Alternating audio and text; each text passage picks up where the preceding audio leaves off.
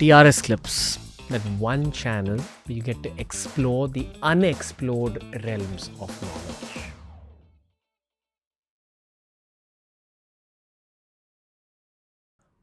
एक पारसी स्कॉलर भी आए थे शो पर and I would love to have you and him together on the show at some point.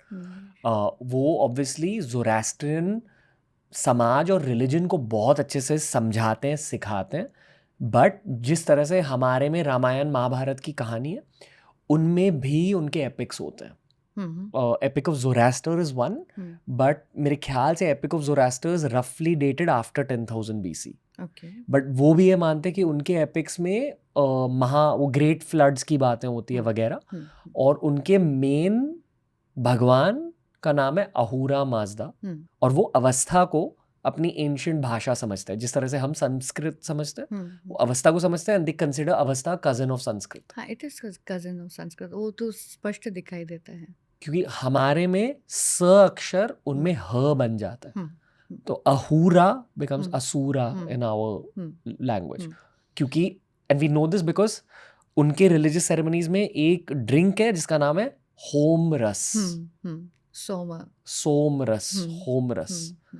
And I would love to break down Somras in history also. I'm sorry I had to give this context. There is a complete Soma Mandal ना. 9th Mandal is Soma Mandal only.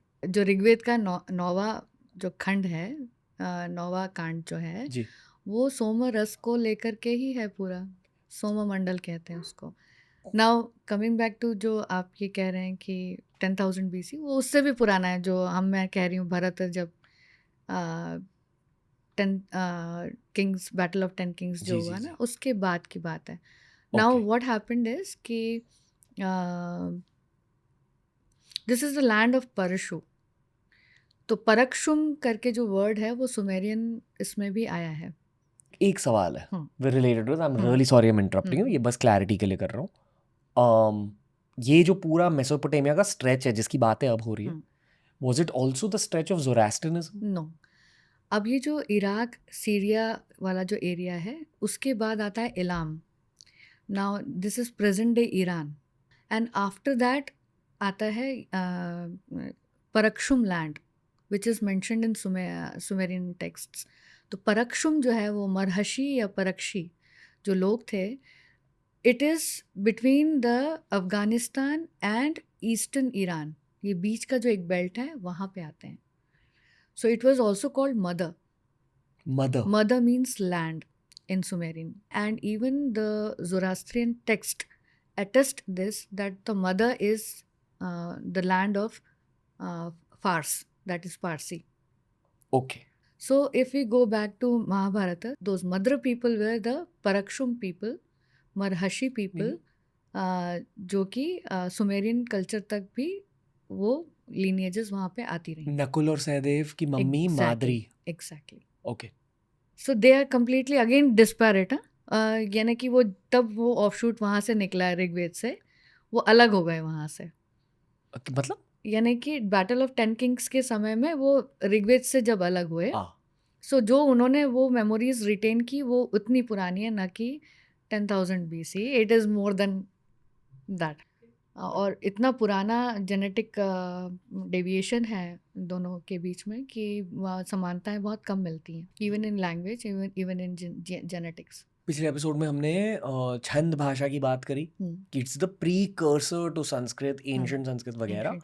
तो छंद भाषा से ही अवस्था और संस्कृत दोनों निकले होंगे.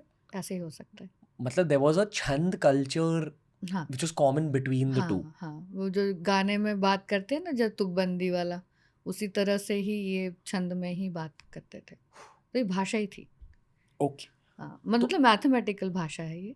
तो आप कह रहे हो ये पूरा जो मेसोपोटामिया सिविलाइजेशन का स्ट्रेच था, ये डिफरेंट हो गया. ये इनका पारसियों से कोई रिलेशन नहीं है. They are completely different people. Okay. Mesopotamia is completely different people. उसका जो असुर है और इनका असुर है, they are different. That's what I am asking. भाई अब वापस आती हो, ऋग्वेद में इंद्र को भी असुर कहा गया है. असुर means the most mightiest one. असुर का मीनिंग ऋग्वेद में डिफरेंट है. पुराण में आते आते उसका मीनिंग डिफरेंट हो गया. क्योंकि जब आप एक हिंदू बच्चे हो इस देश में, अगर किसी ने आपको असुर शब्द कहा, आप एक राक्षस को विजुलाइज करने लगते हो. वो ऋग्वेद में नहीं कर सकते। तो यहाँ इफेक्टिवली हम 3 अलग कल्चर के बारे में बात कर रहे हैं। एक हमारा जो आज भी फॉलो हो रहा है, एक पारसीज पारसीज का, है, वो डिफरेंट है, और और मेसोपोटामियंस। Mesopotamia completely different. Thank you for consuming this clip दोस्तों।